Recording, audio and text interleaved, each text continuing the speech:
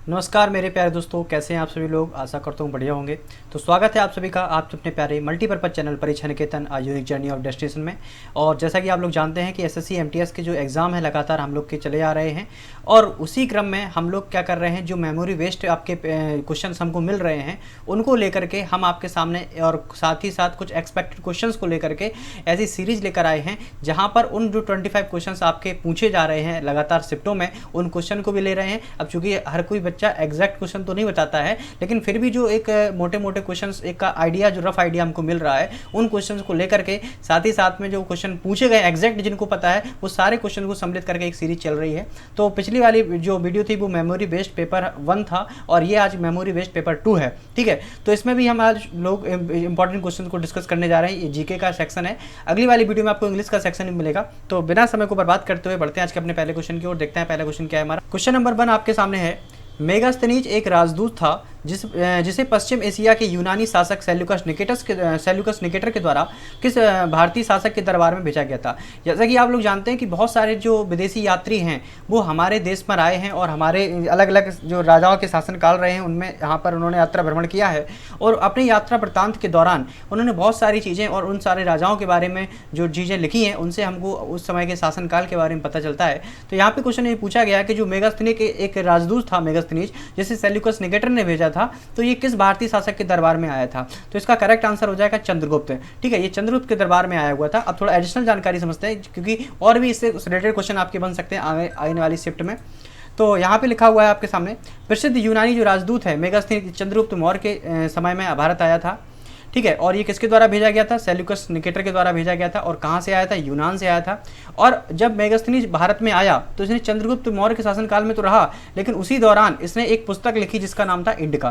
तो क्वेश्चन ये भी आपसे पूछा जा सकता है कि इंडिका जो पुस्तक है किसके द्वारा लिखी गई है? मेगास्थनीज के द्वारा लिखी गई है। ठीक है, और इसने अपनी पुस्तक में सिंधु नदी और गंगा नदी का भी वर्णन किया है। ठीक है, और जब ये भारत आया था तो जो मौर्यों की राजधानी पाटलिपुत्र थी वहाँ का भी इसने दौरा किया था, और खास करके जो पंजाब क्षेत्र की नदियाँ हैं उनका जो विस्तृत वर्णन है वो आप इंडिका पुस्तक में देख सकते हैं। ठीक है, अब थोड़ा चंद्रगुप्त मौर्य के बारे में जानते हैं। चंद्रगुप्त मौर्य 25 वर्ष की आयु में गद्दी पर बैठा था, और इन्होंने नंदों को हराकर मौर्य साम्राज्य की स्थापना की थी।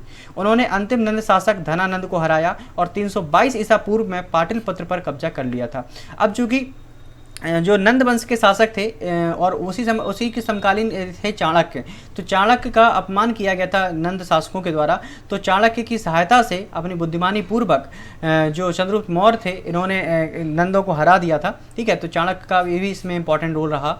305 ईसा पूर्व में चंद्रगुप्त मौर्य ने सेल्यूकस निकेटर को हराया, और चंद्रगुप्त मौर्य के शासनकाल में पूरी जो उत्तर भारत था वो एकजुट हो गया था। और बाद में चंद्रगुप्त मौर्य ने जैन धर्म को अपनाया और भद्रबाहु के साथ श्रवण बेलगोला चले गए। तो ये भी आपकी जानकारी बहुत जरूरी है जो आपको मैंने बताई है। ठीक है, बढ़ते हैं नेक्स्ट क्वेश्चन नंबर 2 पर। यह किस अनुच्छेद में है कि राज्य के जो नीति निर्देशक सिद्धांत हैं, या यहाँ पे क्वेश्चन ये नहीं है, क्वेश्चन ये है कि यह किस अनुच्छेद में है कि राज्य के अंतर्गत किसी भी कार्यालय में रोजगार या नियुक्ति के संबंध मामलों में सभी नागरिकों के लिए अवसर की समानता। यानी क्वेश्चन आपसे ये पूछा गया है कि जो जॉब्स मिलती हैं, रोजगार मिलते हैं, उनमें सभी व्यक्तियों को अवसर की समानता दी जाए। यह आर्टिकल किस में लिखा हुआ है? तो वैसे जो हमारे फंडामेंटल राइट्स हैं, जो मौलिक अधिकार में समानता के अधिकार हैं, ये आर्टिकल 14 से लेकर आर्टिकल 18 तक हैं, लेकिन यहाँ पे अवसर की समानता की बात की जा रही है, तो ये आपके आर्टिकल 16 में वर्णित है। ठीक है, तो भारतीय संविधान में आर्टिकल 14 से आर्टिकल 18 में समानता के अधिकारों का प्रावधान है। समानता का अधिकार भारतीय संविधान की मूल संरचना का हिस्सा है जिसे संशोधित नहीं किया जा सकता है। यह 6 मूलभूत अधिकारों में से एक है जो भारत के नागरिकों को संविधान द्वारा प्रदान किया गया है। अधिकार क्या है? कानून की समझ, समानता, कानून की परवाह किए बिना जाति, धर्म और जन्म स्थान या नागरिकों के लिंग के बावजूद सुरक्षा सुनिश्चित करता है। मतलब कोई भी व्यक्ति अगर भारत का नागरिक है तो उस पर जाति, धर्म, जन्म स्थान, ठीक है, इनके आधार पर भेदभाव नहीं किया जा सकता है। तो यहाँ पे जो अवसरों की समानता है ये आर्टिकल 16 में वर्णित है। अब यहाँ पे अलग अलग आर्टिकल्स का थोड़ा वर्णन है, देख लीजिए। आर्टिकल जो 14 है इसमें कानून की समझ, समानता दी गई है। ठीक है, इसमें क्या कहा गया है कि किसी भी व्यक्ति को कानून के समझ समानता से वंचित न किया जाए। यानी कानून कोई भी सभी के लिए समान होंगे, चाहे वो अमीर हो चाहे वो गरीब हो। ठीक है, और इन पे जो संरक्षण होगा सभी को प्राप्त होगा। ठीक है, अब आर्टिकल 15 की बात करते हैं। इसमें क्या कहा गया है? धर्म, जाति या लिंग के आधार पर भेदभाव नहीं किया जा सकता। आर्टिकल 16 में कहा गया है सार्वजनिक रोजगार के मामलों में अवसरों की समानता सभी को प्राप्त की जाए। तो ये आर्टिकल 16 में वर्णित है। तो ऑप्शन नंबर सेकंड करेक्ट हो जाएगा। नेक्स्ट क्वेश्चन नंबर 3 आपके सामने है, निम्नलिखित में से किस नदी का उद्गम स्थान महाबलेश्वर में होता है? कावेरी नदी का होता है, नर्मदा का होता है, ताप्ती का होता है, कृष्णा का होता है। ठीक है, तो ये होता है आपका कृष्णा नदी का। तो क्वेश्चन आपसे क्या पूछा गया था कि महाबलेश्वर में कृष्णा नदी का किस नदी का उद्गम होता है? तो होता है कृष्णा नदी का। आप किसी भी प्रकार से ट्रिक बना के याद कर सकते हैं, ऐसे कह सकते हैं कृष्ण भगवान थे वो महान बलशाली थे, महान बलशाली ईश्वर थे, ऐसा याद कर लो। कृष्ण भगवान महान बलशाली ईश्वर थे। कृष्ण भगवान कौन थे? महान बलशाली ईश्वर थे। तो महान बलशाली ईश्वर, तो महान से बना महा, बलशाली से बना बले और ईश्वर से बना श्वर, तो महाबलेश्वर। तो कृष्ण भगवान कैसे थे? महान बलशाली ईश्वर थे। तो कृष्णा नदी का उद्गम स्थान कहाँ से हो जाएगा? महाबलेश्वर से हो जाएगा। ऑप्शन नंबर डी करेक्ट है। आगे थोड़ा जानकारी लेते हैं। गंगा, गोदावरी और ब्रह्मपुत्र के बाद जल प्रवाह और नदी बेसिन क्षेत्र के अनुसार कृष्णा नदी भारत की चौथी सबसे बड़ी नदी है। तो सबसे पहले नंबर की सबसे बड़ी नदी कौन सी है? गंगा है, दूसरी गोदावरी है, तीसरी ब्रह्मपुत्र है, और गोदावरी नदी को दक्षिण भारत की गंगा भी कहा जाता है। ठीक है, चौथे नंबर की आपकी आती कृष्णा नदी। महाबलेश्वर एक ऐतिहासिक स्थल है और भारत के महाराष्ट्र राज्य में सतारा के एक जिले महाबलेश्वर में स्थित एक गांव है। महाराष्ट्र, कर्नाटक, तेलंगाना, आंध्र प्रदेश के लिए जो सिंचाई होती है वो कृष्णा नदी के द्वारा की जाती है। और कृष्णा नदी का उद्गम केंद्र भारतीय राज्य महाराष्ट्र में लगभग 1300 फीट की ऊंचाई पर महाबलेश्वर के पास पश्चिमी घाट में होता है। ठीक है, नेक्स्ट क्वेश्चन नंबर है आपके सामने 4। लाइकेन सहजीवी है, ठीक है, जो संघ शैवालों और किसके बीच पारस्परिक रूप में उपयोग होता है? तो एक फेमस सर हैं, ठीक है, अपने कुमार गौरव सर जी, तो वो कई बार ये कहते हैं कि किसका किसका पहला पहला प्यार? शैवाल और कवक का पहला पहला प्यार। ये अगर आप इनकी वीडियो देखते हैं तो डेफिनेटली आपने कहीं ना कहीं सुना होगा, शैवाल और कवक का पहला पहला प्यार यानी लाइकेन। ठीक है, तो ऑप्शन नंबर क्या हो जाएगा? सेकंड करेक्ट हो जाएगा। ओके, लाइकेन एक अकेला जीव नहीं है बल्कि विभिन्न जीव जैसे कवक हो गया, साइनोबैक्टीरियम हो गया या शैवाल हो गया, इनके बीच क्या होता है? सहजीवन होता है, मतलब एक साथ ये जीवन यापन करते हैं। शैवाल के अलग होने के बावजूद भी साइनोबैक्टीरिया को नीला हरा शैवाल भी कहा जाता है। कई लाइकेन के भाग में शैवालांश और कवकांश के भाग भी शामिल होते हैं। ठीक है, तो ये उसके बारे में थोड़ी थोड़ी जानकारी दी गई, धीरे धीरे इनकी जो संख्या है वो बढ़ती चली जाती है। ठीक, चलिए नेक्स्ट क्वेश्चन नंबर आप 5 को देखते हैं। लियोन मेसी किस खेल से संबंधित है? तो आपके एमटीएस एसएससी एग्जाम में ये क्वेश्चन बार बार पूछा जा रहा है कि कौन सा खिलाड़ी किस खेल से संबंधित है। तो इसके लिए मैंने जो आपके टॉपिक एसएससी सिलेक्शन टॉपिक्स की सीरीज थी उसमें बताया गया है कि कौन सा खिलाड़ी किस खेल से संबंधित है, ठीक है, कौन सा प्लेयर किस लिए संबंधित है, तो उसकी भी प्लेलिस्ट आप देख सकते हैं। तो वहाँ पर आप जरूर ये वो वाली वीडियो के देख के जाएं। तो लियोन मेसी किस खेल से संबंधित है? ये आपके फुटबॉल से संबंधित है, तो ऑप्शन नंबर सी करेक्ट हो जाएगा। ठीक है, और ये किससे खेलते हैं? पेरिस सेंट जर्मन एफसी यानी पीएसजी से खेलते हैं, और कहाँ के हैं? ये अर्जेंटीना के प्लेयर हैं। ठीक है, दुनिया के पहले football club Sheffield football club की स्थापना 1857 में इंग्लैंड में हुई थी, ये भी आपको याद रखना है। भारत में पहला फुटबॉल क्लब डलहौजी क्लब था। फुटबॉल की सर्वोच्च संस्था है जिसका नाम है FIFA, federation of international football association, और इसका गठन कब हुआ था? 21 मई 1904 को हुआ था। तो कभी कोई आपसे पूछ ले कि जो फीफा है इसका गठन कब हुआ था, तो आपको बिल्कुल बता देना है कि 21 मई 1904 को फीफा का गठन हुआ था, और इसका जो हेडक्वार्टर है वो आपका ज्यूरिख स्विट्जरलैंड में है। ठीक है, और अधिकतर तौर पर आधिकारिक तौर पर 1908 में ओलंपिक खेलों में फुटबॉल को प्रतिस्पर्धी खेल के रूप में शामिल किया गया था। भारत ने 1948 में लंदन में विश्व ओलंपिक फुटबॉल प्रतियोगिता में पार्टिसिपेट किया। उरुग्वे में 1930 में पहला विश्व कप आयोजित किया गया था, ये भी आप रखना। फीफा पहला वर्ल्ड कप कहाँ आयोजित किया गया था? उरुग्वे में आयोजित किया था। किस वर्ष किया गया था? 1930 में आयोजित किया गया था। भारत में जो भारतीय फुटबॉल संघ है जिसको इंडियन फुटबॉल एसोसिएशन के नाम से जाना जाता है, ठीक है, और ये इंडिया में क्या करता है? फुटबॉल चैंपियन जो एसोसिएशन फुटबॉल के जो मैच होते हैं उनको ऑर्गेनाइज करता है, और उनकी जो प्रतियोगिता में दी जाने वाली ट्रॉफी है संतोष ट्रॉफी, वो फुटबॉल के क्षेत्र में दी जाती है। तो क्वेश्चन ये भी बन सकता है कि कौन सी ट्रॉफी किस खेल से संबंधित है, तो इसके लिए भी सेपरेट वीडियो आपकी एसएससी टॉपिक टॉक सीरीज में आपकी दी गई है। तो संतोष ट्रॉफी ये किस खेल से संबंधित है? ये फुटबॉल से संबंधित है। ठीक है, नेक्स्ट क्वेश्चन नंबर 6 आपके सामने है। किस शहर के काकती रुद्रेश्वर यानी जिसको रामप्पा मंदिर को यूनेस्को की वर्ल्ड हेरिटेज साइट में शामिल किया गया है? तो क्वेश्चन यहाँ से भी बन रहा है कि वर्ल्ड हेरिटेज साइट में जो आपके हाल ही में सम्मिलित हुए हैं क्षेत्र, उनके बारे में आपको पता होनी चाहिए। तो किसको शामिल किया गया? तो जो आपका रामप्पा मंदिर है आपका तेलंगाना में पड़ता है। कहाँ पड़ता है? तेलंगाना। ठीक है, तो तेलंगाना अभी आपका 29वां राज्य बना था। ठीक, और उसमें फिर आपका आंध्र प्रदेश से अलग होकर के, और आंध्र प्रदेश की नई राजधानी क्या बन गई है? अमरावती बन गई है। तो ये छोटी छोटी जानकारी आपको बिल्कुल दिमाग में होनी चाहिए। ठीक है, अब जो काकती रुद्रेश्वर रामप्पा मंदिर है इसको तेलंगाना में है आपका, यूनेस्को के विश्व धरोहर स्थल में इसको अंकित किया गया है। यह निर्णय यूनेस्को की विश्व धरोहर समिति के 44वें सत्र में लिया गया, और इसके साथ ही भारत को 39वां विश्व धरोहर स्थल मिल गया है। ठीक है, तो 39वीं साइट है आपकी, ये आपको बिल्कुल याद रखना है। रामप्पा मंदिर एक 13वीं शताब्दी का इंजीनियरिंग चमत्कार है जिसके नाम से एक वास्तुकार रामप्पा के नाम पर रखा गया था। इसको सरकार के द्वारा वर्ष 2019 के लिए यूनेस्को की विश्व धरोहर स्थल टैग के लिए एकमात्र नामांकन के रूप में प्रस्तावित किया गया था और बाद में इसको 44 सत्र में इसको शामिल भी कर लिया गया है। ठीक है, चलिए नेक्स्ट क्वेश्चन नंबर 7 आपके सामने है कि विटामिन सी किसमें प्रचुर मात्रा में पाया जाता है। तो आपका क्वेश्चन विटामिन सी भी आ रहा है, तो आपको पता है जितने भी खट्टे पदार्थ होते हैं वो उसमें क्या पता है, विटामिन सी पाया जाता है। और विटामिन सी की कमी से होने वाली जो बीमारी है स्कर्वी, जिसमें मसूड़ों में खून आता है। तो यहाँ पे खट्टा देख लो, दूध नहीं है, सेब नहीं है, अनाज नहीं है, नींबू आपका सबसे खट्टा है, तो ऑप्शन नंबर सी हमारा करेक्ट हो जाएगा विटामिन सी के लिए। ठीक है, ये विटामिन सी के बारे में जानकारी दी गई है। हाँ, और आपको साथ साथ ये भी याद रखना है कि किस विटामिन से, जितनी प्रकार के भी विटामिन होती हैं, किस विटामिन से कौन सी की कमी से कौन सी बीमारी होती है, और उन विटामिन का केमिकल नेम क्या है, यानी विटामिन का आपको रासायनिक नाम भी पता होना चाहिए। ये बिल्कुल आप एक बार रिवाइज करके जरूर जाएं। ठीक है, और क्वेश्चन ये भी बन सकता है कि कौन सा विटामिन पानी में घुलनशील है। तो इसके लिए मैं आपको ट्रिक बताता हूँ। कीड़ा क्या होगा, पानी में तो घुलेगा नहीं, क्योंकि कीड़ा क्या है, लिविंग बीइंग है। तो कीड़ा घुलेगा किस में, बसा में, यानी फैट में। तो फैट में घुलनशील आपका कौन सा है, विटामिन के, vitamin E, vitamin D, vitamin A. ठीक है, और बचा आपका कौन, विटामिन बी और विटामिन सी। ये आपका पानी में घुलनशील है, यानी वाटर में घुलनशील है। आप ऐसे भी याद कर सकते हैं, भैंस गई पानी में, जो कि कुमार गौरव की बेस्ट ट्रिक है। तो भैंस गई पानी में, भैंस से बी और सी से सी। ठीक है, तो बी सी आपका पानी में घुलनशील है, बकाया आपके के ई डी ए, ये आपका बसा में घुलनशील है। ठीक है, नेक्स्ट क्वेश्चन नंबर 8 आपके सामने दिया गया है। वह खिलाड़ी जिसने एशियाई खेलों में स्वर्ण पदक जीता। ठीक है, 2018 का क्वेश्चन था, ये आ गया था क्वेश्चन आपका। तो किस वह खिलाड़ी कौन सा जिसने एशियाई खेलों में स्वर्ण पदक जीता, तो वो थे आपके Bajrang Punia. Option number second correct हो जाएगा। तो बजरंग पुनिया ने एशियाई खेलों में 2018 में स्वर्ण पदक जीता था और ये 65 किलोग्राम के फ्री स्टाइल कुश्ती स्पर्धा में पार्टिसिपेट करते हैं। विनेश फोगाट ने एशियाई खेलों में 2018 में कुश्ती में स्वर्ण पदक जीता। दिव्या काकरा ने एशियाई खेलों में 18वें संस्करण में महिलाओं के 68 किलोग्राम फ्री स्टाइल कुश्ती में कांस्य पदक जीता। अंकिता रैना ने टेनिस में कांस्य पदक जीता। भारतीय पुरुष कबड्डी टीम 2018 में एशियाई खेलों में कांस्य पदक जीता। तो ये पुराना क्वेश्चन भी पूछ लिया था। ठीक है, पुराना क्वेश्चन पूछ लिया था, लेकिन अब आपको प्रेजेंट टाइम में जो गेम्स हुए हैं उनके क्वेश्चन आपको दिमाग में होने चाहिए। ठीक है, फिलहाल बढ़ते हैं नेक्स्ट क्वेश्चन नंबर 9 पे। हर साल पंजाब में 13 या 14 अप्रैल को मनाया जाने वाला एक फसल उत्सव है और यह सिख समुदाय के खालसा पंथ के जन्म का प्रतीक है। तो सभी लोग जानते हैं बैसाखी मनाया जाता है सिख धर्म के लिए, और हर साल 13-14 अप्रैल को भी मनाया जाता है।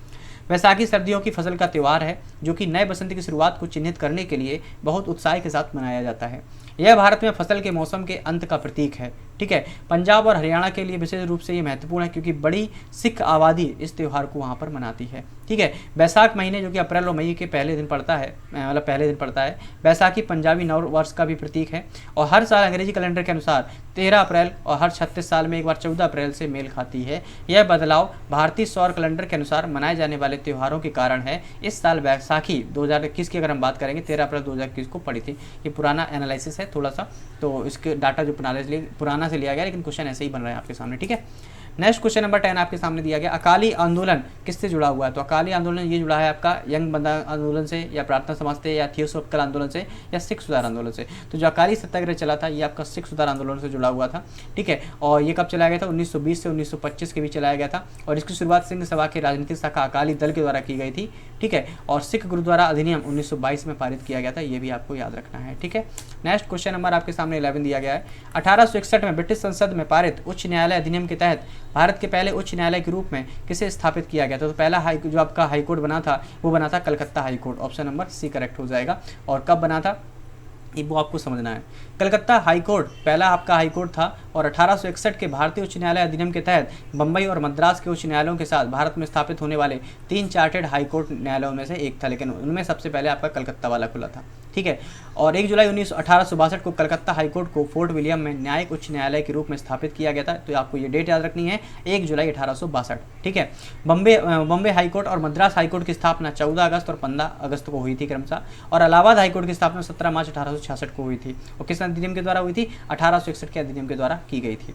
ठीक है, और उत्तरी पश्चिमी प्रांतों के लिए हाई कोर्ट की स्थापना 1869 में आगरा से इलाहाबाद स्थानांतरित कर दिया गया था और बाद में इसका नाम बदलकर 11 मार्च 1919 को इलाहाबाद के न्यायिक उच्च न्यायालय में बदल दिया गया था। तो ये हाई कोर्टों से संबंधित हमारा इतिहास का क्वेश्चन था। नेक्स्ट क्वेश्चन नंबर देखते हैं 12।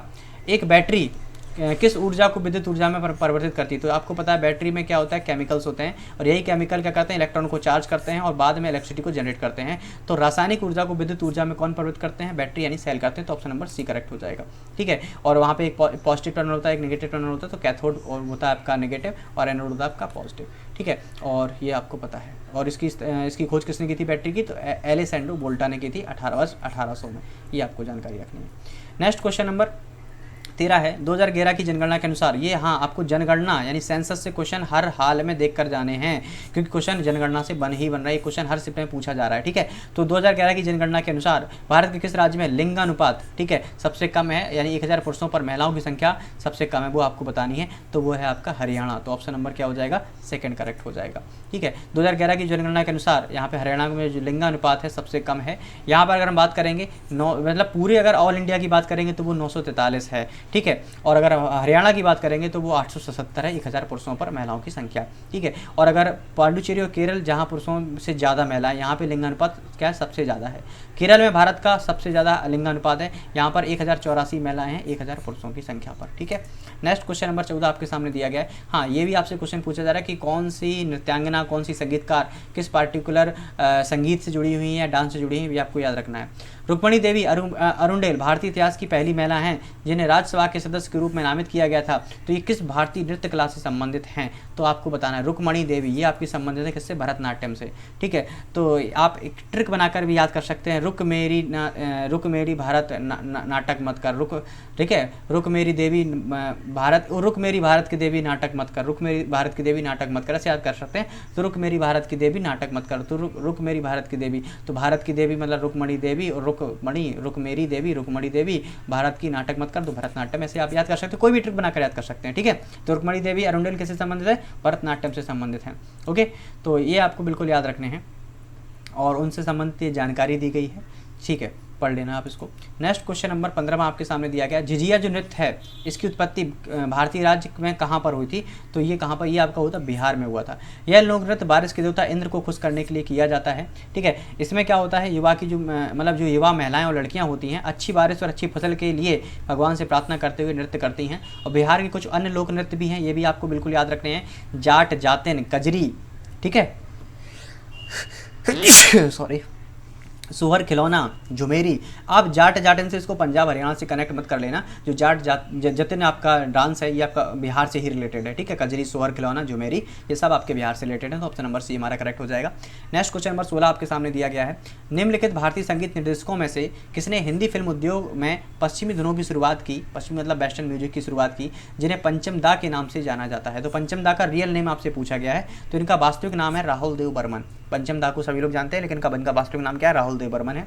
ठीक है, तो राहुल देव बर्मन ने अपनी पत्नी आशा भोसले और किशोर कुमार के साथ प्रमुख काम किया और इन गायकों को प्रसिद्ध बनाने के लिए कई गीत बनाए।